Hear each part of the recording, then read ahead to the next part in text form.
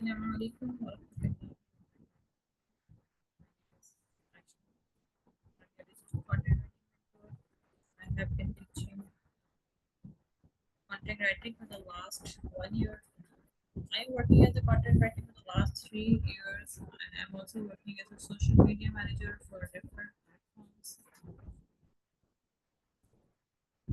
If you want to know more about me, you can ask me at the end of the session. So today we are going to discuss about what is content writing. Content writing होती क्या है, काफ़ी सारे students बार बार एक question पूछते हैं कि content writing क्या होती है, कंटेंट राइटिंग किस तरह से की जाती है, एंड कंटेंट राइटिंग के लिए कौन कौन से प्लेटफॉर्म रिक्वायर्ड होते हैं, कौन कौन सी चीज़ें इसमें इंक्लूड होती हैं. So I am going to share a screen with you.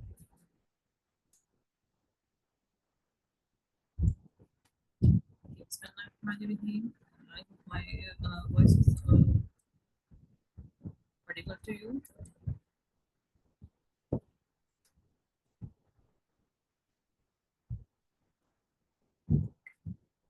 अच्छा जी, कंटेंट को अगर हम बहुत ही सिंपल अल्फाज में अगर हम कहें कि कोई भी चीज़ आप रिटन फॉर्म में देखते हैं, ठीक है, जो कि आपको एक इंफॉर्मेशन, आपको कोई भी न्यूज़ या कोई भी किसी भी किस्म की कोई आपको एक नॉलेज प्रोवाइड कर रही हो, ठीक है, और वो आपको डिजिटल प्लेटफॉर्म्स पे नज़र आएंगे, स्पेशली आपको फेसबुक पे नज़र आ रही होगी, आपको किसी वेबसाइट के इंट्रोडक्शन में नज़र आ रही होगी, किसी ब्लॉग के फॉर्म में नज़र आ रही होगी, किसी आर्टिकल के फॉर्म में नज़र आ रही होगी.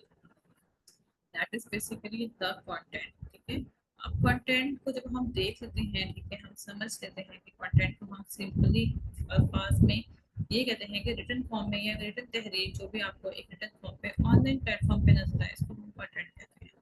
अब कंटेंट जो डिफरेंट प्लेटफॉर्म पे डिफरेंट टाइप्स का होता है, ठीक है, वो किस तरह का होता है वो हम आगे अपनी साइट में डिस्कस करते हैं स्टेप बाय स्टेप. तो key points which we are going to discuss. जी, अब आपको आवाज़ सही आ रही है? काइंडली आप लोग भी अपना नेट रिफ्रेश कर लें, क्योंकि आज काफ़ी ज़्यादा लोगों का इंटरनेट का इशू आ रहा है. आप लोग अपना रिफ्रेश कर लें, क्योंकि मेरे नेट के सिग्नल्स कंप्लीट है, और किसी ऐसी जगह पे बैठे जहाँ पे आपको स्पेशली विंडोज़ के पास, ताकि जो इंटरनेट की जो सिग्नल्स है वो आप लोगों को प्रॉपरली प्रोवाइड हो. अच्छा, किसी और स्टूडेंट को भी इशू आ रहा है वॉइस का? काइंडली टेक्स्ट कर दें.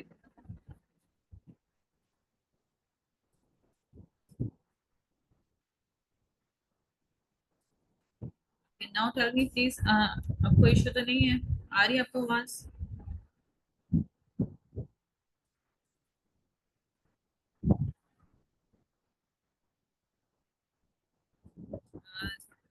ठीक है, thank you so much.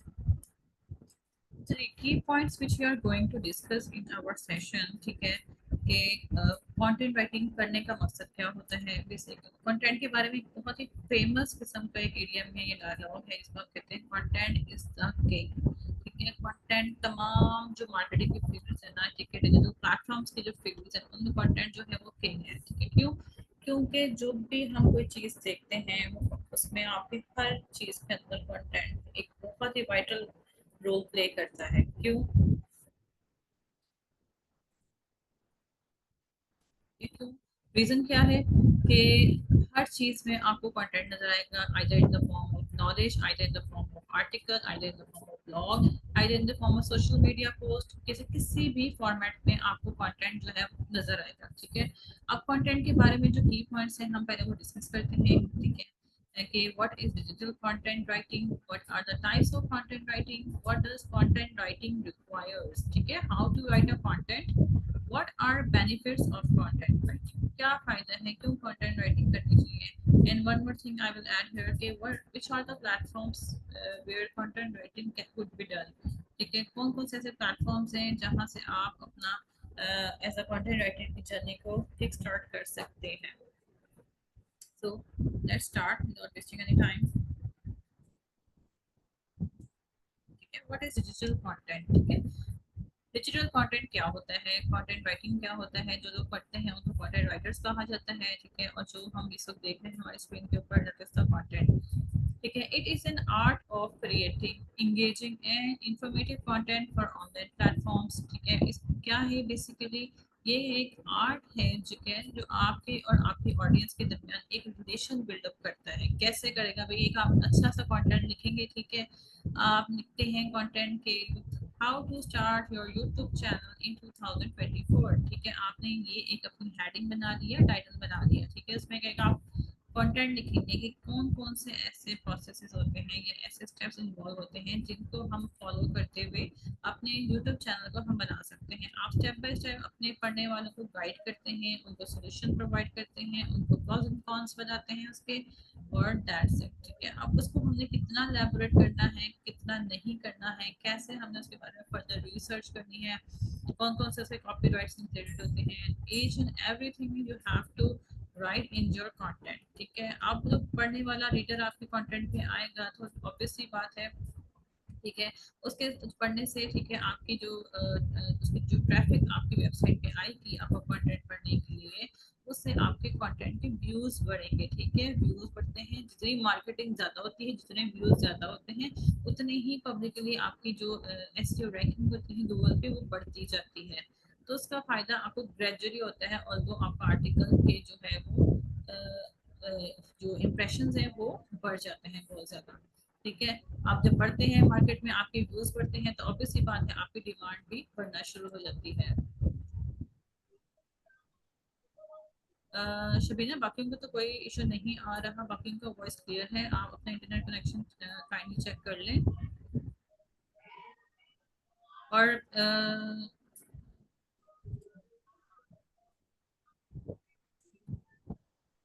Student अपना माइक ऑफ करना भूल जाते हैं।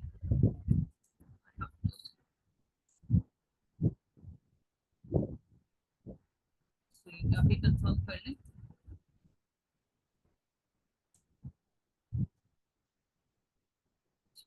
Okay, next है, it's about crafting words that capture the attention of your targeted audience to build your brand's identity and drive results। क्या बता रहा है इसमें? वो बता रहा है कि अपने वर्ड्स को ऐसे आपने क्राफ्ट करने हैं जो आपके पढ़ने वाले को, आपकी अटेंशन को कैप्चर करे, ठीक है।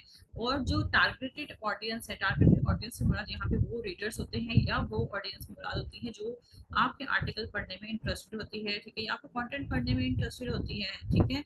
उनको आप कहते हैं टारगेटेड ऑडियंस। हर बंदा आपका कंटेंट नहीं पढ़ सकता, ना ही हर तरह का के लोगों को हर तरह का कंटेंट पसंद होता है। हर एक अपनी एक आइडेंटिटी होती है, हर एक अपने पर्सनल लेवल और इंटरेस्ट का लेवल होता है, जिसके अकॉर्डिंगली वो जो है इंप्रेस करता है, ग्रो करता है। आपने क्या करना है, अपने ब्रांड्स की जो आइडेंटिटी को बिल्डअप करना है, ठीक है, वो किस तरह से बिल्डअप होती है, और आपने जो है वो अपने ट्रैफिक पे रिजल्ट्स लेके आने हैं।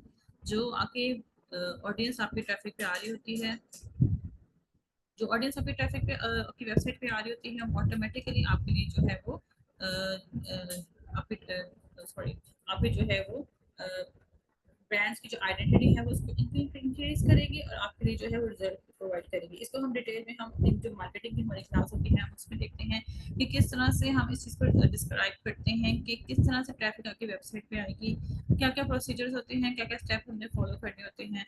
तो उसको हम अभी नेक्स्ट स्टेप में भी आपके साथ डिस्कस करती हूँ, और बाकी हम जो है वो हम अपनी डिटेल क्लास में भी हम इसको स्टेप बाय स्टेप देखते हैं।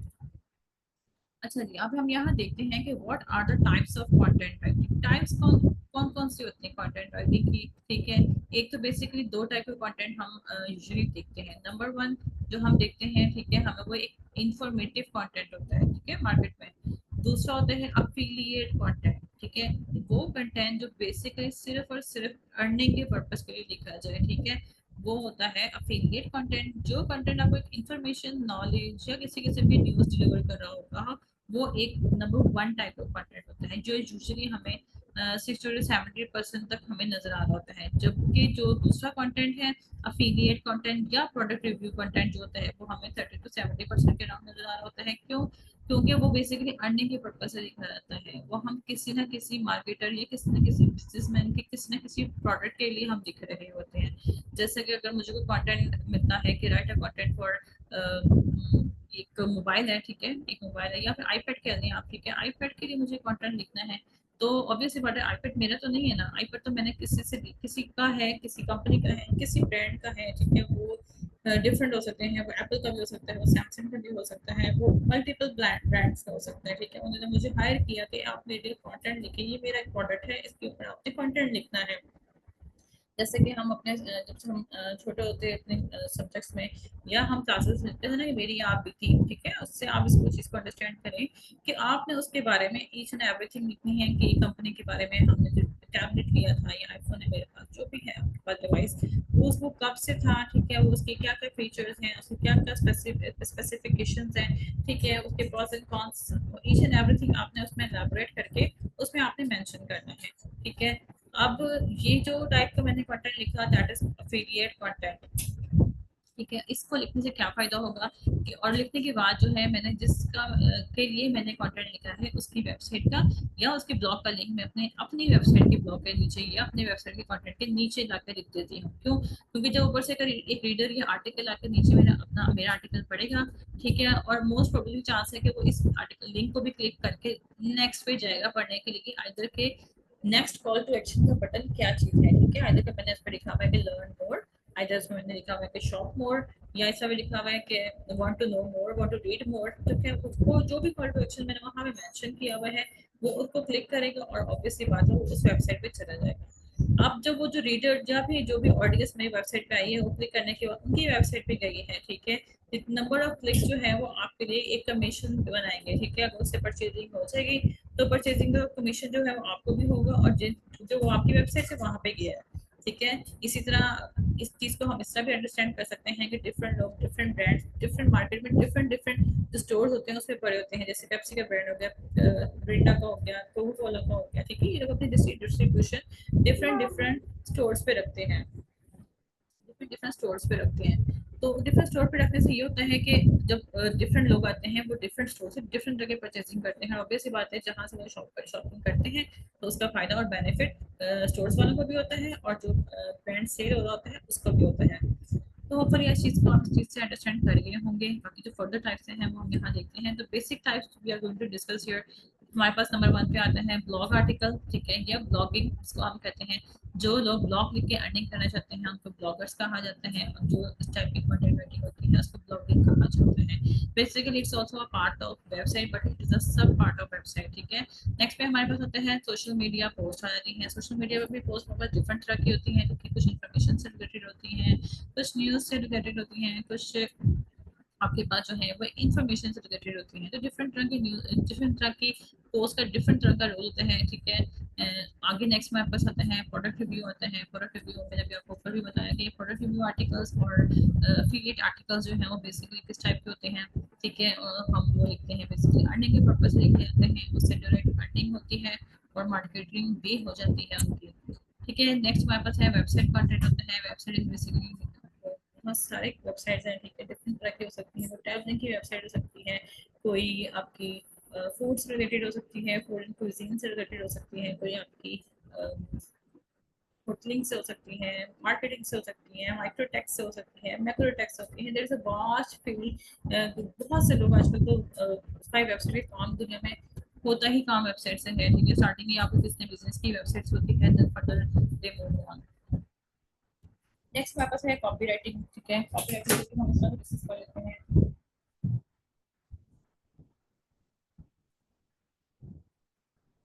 कॉपी राइटिंग क्या होती है, ठीक है। कॉपी राइटिंग का हम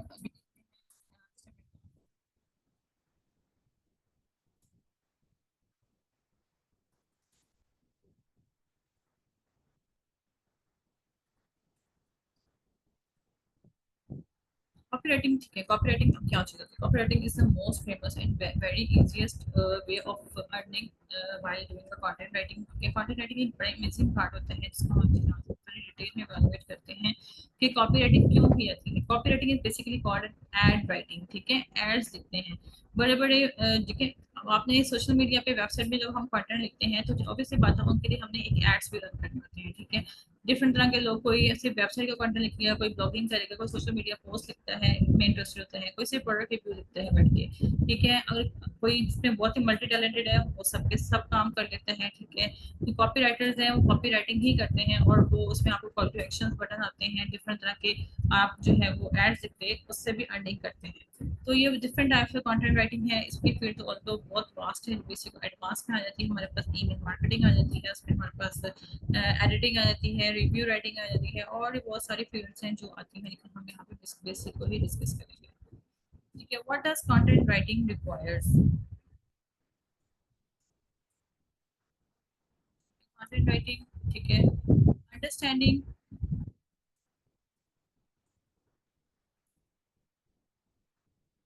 what does content writing requires, ठीक है। इसमें हमारे पास आता है नंबर 1 पे अंडरस्टैंडिंग होनी चाहिए, ठीक है।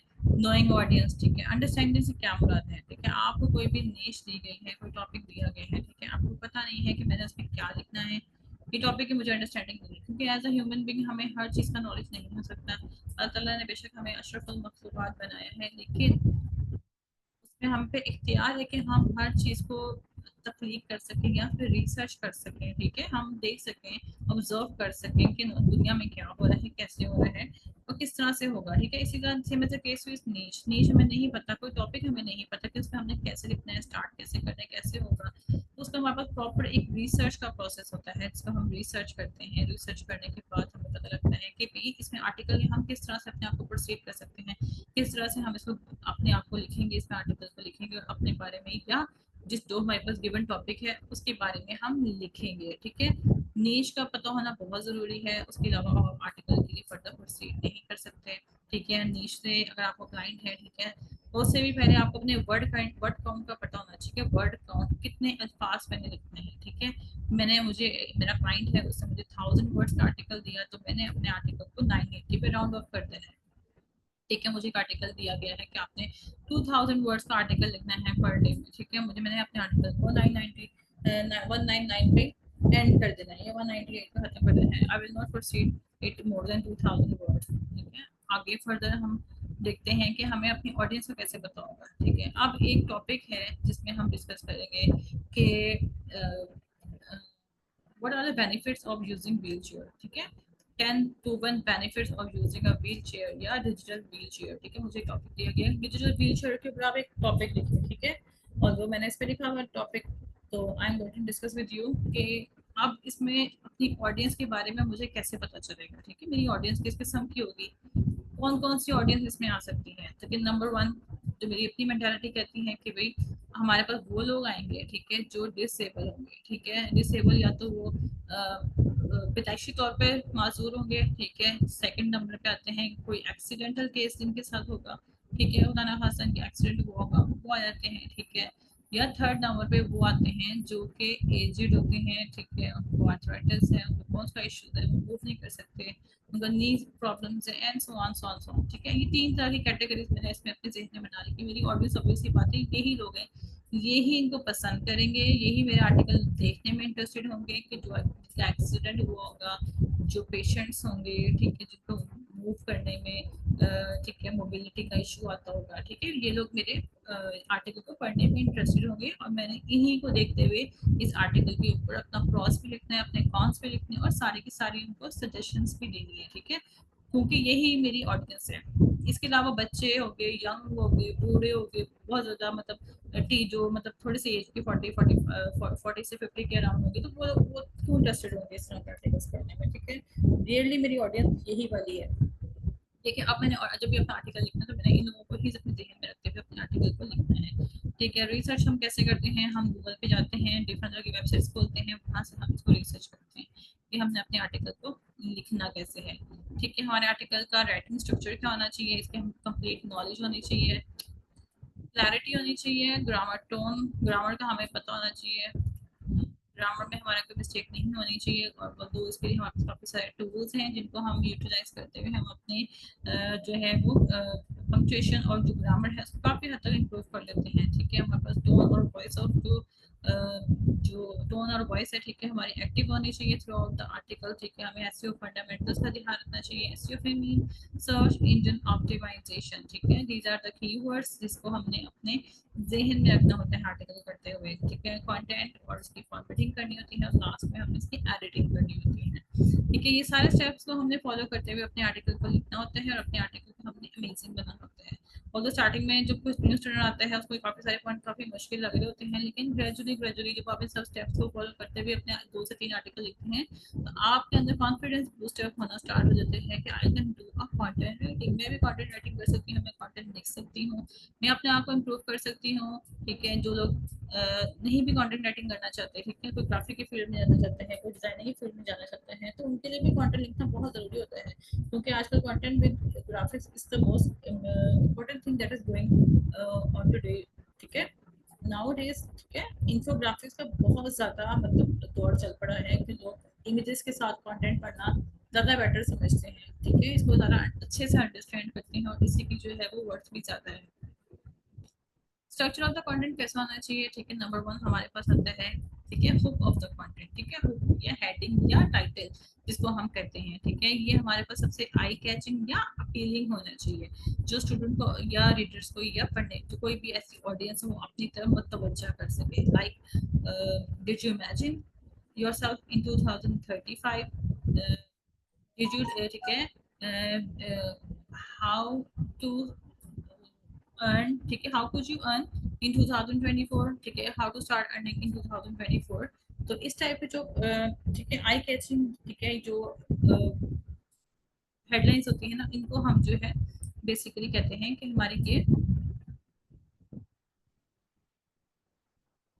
इस तरह के हेडिंग को हम हुक लाइन से अपने हुक लाइन कहते हैं। नेक्स्ट में हमारे पास आता है इंट्रोडक्शन, ठीक है। Introduction is the most important thing, लेकिन इंट्रोडक्शन में हमने सारा का सारा नहीं बताना होता अपने कंटेंट के बारे में कि क्या कंटेंट है क्या नहीं है, छुकी छुकी बात हमने करनी होती है, थोड़ा सा हमने इंट्रोड्यूस करना होता है, बाकी फर्दर बातें हमने अपनी एक्सप्लेनेशन में बतानी होती हैं ताकि हमारे रीडर्स का जो इंटरेस्ट है वो लाइव रहे through out the content. Use of keywords, keywords को हमने कैसे यूटिलाइज करना है अपने आर्टिकल में। हेडिंग कौन कौन सी होती है, सब हेडिंग होती है, heading 1, heading 2, heading 3, this is the important thing. इनके अंदर हम सब हेडिंग ऐड करते हैं ताकि हम आर्टिकल्स को अपने अच्छे से पढ़ सकें, अच्छे से रीड कर सकें। नेक्स्ट में हमारे पास होते हैं एक्सप्लेनेशन ऑफ द कंटेंट, ठीक है, जिसमें हमने प्रोस एंड कॉन्स के साथ अपने आर्टिकल को कंक्लूड करना होता है और लास्ट में हमारे पास सजेशंस देने होते हैं कि हमने किस तरह से कंटेंट लिखना है, हमारे अपनी जो अपनी मर्जी होती है, ठीक है, हम अच्छा सा सजेस्ट कर सकें। एक चीज़ जहन में रखनी चाहिए कि आर्टिकल लिखते हुए आर्टिकल में एम्बिग्विटी नहीं होनी चाहिए। एम्बिग्विटी से हमारा किसी भी किस्म की कंफ्यूजन नहीं होनी चाहिए, कंफ्यूजिंग नहीं होना चाहिए। आपने अपनी बात करनी है, उसको डिलीवर करना है और अच्छे से डिलीवर करना है कि आप पढ़ने वालों को आपकी बात की समझ भी आ जाए, वो कंफ्यूज भी ना हो कि आप क्या कहना चाह रहे हो और क्या कहना नहीं चाह रहे हो। आपने उनका इंटरेस्ट भी लाइव रखने हैं थ्रू आउट द, ठीक है, आपने बातें ऐसे लिखनी है कि वो पढ़ने वाला आपकी तरफ आए, ठीक है। हेडिंग का लिखने का मकसद ये होता है कि हेडिंग पढ़ने से जो जो रीडर्स होगा या आपका जो ऑडियंस होगी वो थ्रू आउट द आर्टिकल पढ़ते पढ़ते अपनी जो मतलब की उसकी बात होगी वो वहाँ आके जरूर रुकेगा, एक दफा पढ़ेगा, क्योंकि सारा आर्टिकल तो ऊपर थ्रू आउट पढ़ना सबके लिए मुश्किल होता है, लेकिन जब पॉइंट्स लिखे होते हैं ना तो वो फिर उससे चीज़ें काफ़ी हद तक क्लियर हो जाती हैं कि मैं ये पॉइंट लिख सकता हूँ, मैं ये कर सकता हूँ, इससे ये कर सकता हूँ, ये कर सकता हूँ, ये कर सकता हूँ। तो वो इस चीज़ को ज़हन में रखते हुए आपका जो बायर हो गया या ऑडियंस होगी या रीडर जो भी है आपका, वो इससे इम्प्रेस होगा, ठीक है। What are the benefits of content writing, benefits क्या क्या है कंटेंट राइटिंग के, ठीक है। बेनिफिट, ठीक है, फर्स्ट ऑफ ऑल, ठीक है, जो लोग कंटेंट राइटिंग करते हैं उससे क्या होता है, या जो लोग क्लाइंट्स आपसे काम करवाते हैं वो क्यों करवाते हैं, ताकि उनकी वेबसाइट पे ट्रैफिक को इंक्रीज किया जा सके, वो आए, आपका कंटेंट, हमारा कंटेंट पढ़ें, ठीक है, हमारे ब्रांड्स के बारे में उनको नॉलेज हो, हमारे स्टफ के बारे में उनको नॉलेज हो, हमारा जो भी ब्रांड है वो हमारा ऑर्गेनिक ब्रांड है या हमारा हर्बल ब्रांड है, ठीक है, उसके बारे में उनको प्रॉपर अवेयरनेस हो, ठीक है। सेकेंड में हमारे पास आता है ब्रांड रेपुटेशन, ठीक है, हमारी ब्रांड की रेपुटेशन इंक्रीज हो सके, ठीक है, उसकी वर्थ बन सके, उसकी उसके बारे में लोगों को अवेयरनेस हो सके, ठीक है, हमारे दूसरों कस्टमर के एक्सपीरियंस हासिल हो, ठीक है, कस्टमर के एक्सपीरियंस जो हम वहाँ लिखेंगे, ठीक है, उनका रिव्यूज वहाँ लिखेंगे तो भी उससे हमारे जो है वो बेनिफिट होगा, हमारी वेबसाइट्स पर सेल्स हमारी इंक्रीज होगी। क्या रीजन होगा उसका, कि कन्वर्जन आएंगी और सेल होगी, ठीक है, जो कस्टमर आएगा और देखेगा पढ़ेगा उसको नॉलेज होगा कि हाँ ये ब्रांड पुराना है, कितना पुराना है, कितना नया, कब से बैठे कब से नहीं, तो उसके बारे में उनको फर्दर अवेयरनेस होगी, अर्निंग होगी, ठीक है, और एसईओ रैंकिंग उसकी इंप्रूव होगी, ठीक है। काफी सारे ब्रांड बैठे होते हैं, बीच में एक नया ब्रांड एक एकदम से अचानक से आ जाता है, ठीक है। वो क्या करते हैं, सबसे ज्यादा मार्केटिंग करते हैं, कंटेंट पे पैसा फेंकते हैं, ताकि हमारे जो कंटेंट के बारे में है वो लोगों को अवेयरनेस हो के मार्केटिंग हो सके, ठीक है। अपना कंटेंट ही वायरल करते हैं ताकि वो अपने ब्रांड को बढ़ा सकें या उसकी ट्रैफिक को इंक्रीज कर सकें। So basically content is very similar to marketing, ठीक है। मार्केटिंग में साइड बाय साइड कंटेंट भी चलता है। अभी most important thing is here के स्टूडेंट बहुत सारे पूछते हैं कि हम जॉब कैसे फाइंड करेंगे, ठीक है। जॉब कैसे फाइंड होगी, किस तरह से हम जॉब कर सकते हैं, कौन कौन से ऐसे प्लेटफॉर्म है जहाँ पे आप कर सकते हैं, ठीक है। सबसे पहले तो मैं आपको बताती हूँ कि सबसे बड़ा प्लेटफॉर्म है हमारे पास अपवर्क का प्लेटफॉर्म है, ठीक है। आपने जब अपना कंटेंट राइटिंग स्टार्ट कर दी, आपने अपना पोर्टफोलियो बिल्डअप करना है, ठीक है। पोर्टफोलियो कैसे बिल्डअप होगा, आपने 2 से 3 आर्टिकल लिखने हैं, ठीक है, 2 से 3 नीच के ऊपर, 2 से 3 नीच आपकी होगी, आपने नीच बना के अपने टॉपिक लिखते हैं, और उसके हमारे पास 2-3 ऐसी साइट्स हैं जहाँ पे हम फ्री ऑफ कॉस्ट अपने आर्टिकल को पब्लिश कर सकते हैं। वहाँ पे हम पब्लिश करने के बाद उसका लिंक जो है वो अपने पोर्टफोलियो में बिल्डअप करके जाएंगे, जो जैसे कि हमने अपनी अपवर्क का पोर्टफोलियो बिल्डअप करना है, फाइवर का करना है, freelance.com पे करना है, ठीक है, या प्रो ब्लॉगर जॉब पे या फेसबुक जॉब बोर्ड पे हमने अपना पोर्टफोलियो बिल्डअप करना है। बिल्डअप करने से क्या होगा कि आपका ठीक है, आपकी प्रोफाइल पूरी बिल्डअप हो जाएगी, ठीक है।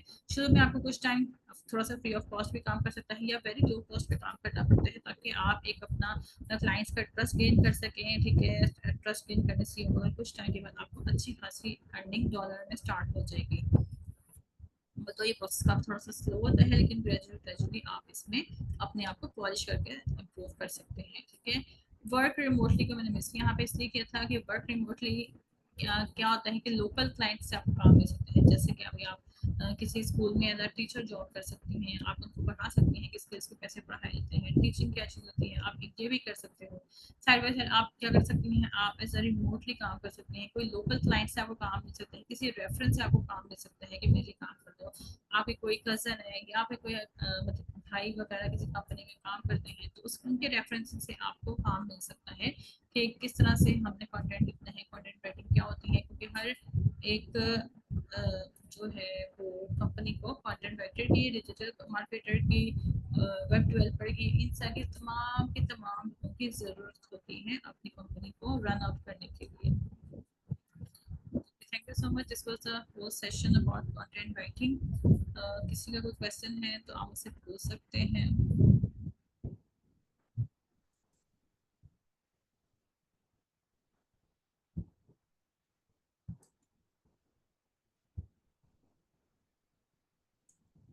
Any other student?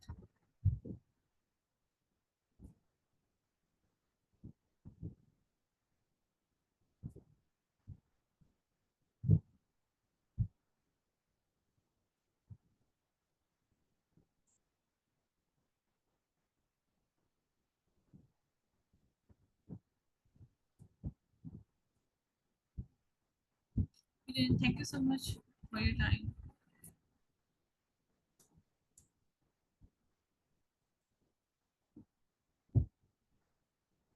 जो फर्दर एनरोल करना चाहते हैं वो इस पेज के जो एडमिन है उनसे कांटेक्ट कर लें, और फर्दर हमारी जो क्लासेस हैं इंशाल्लाह it's going to start on first और second, so you should step enroll and start learning. Thank you so much.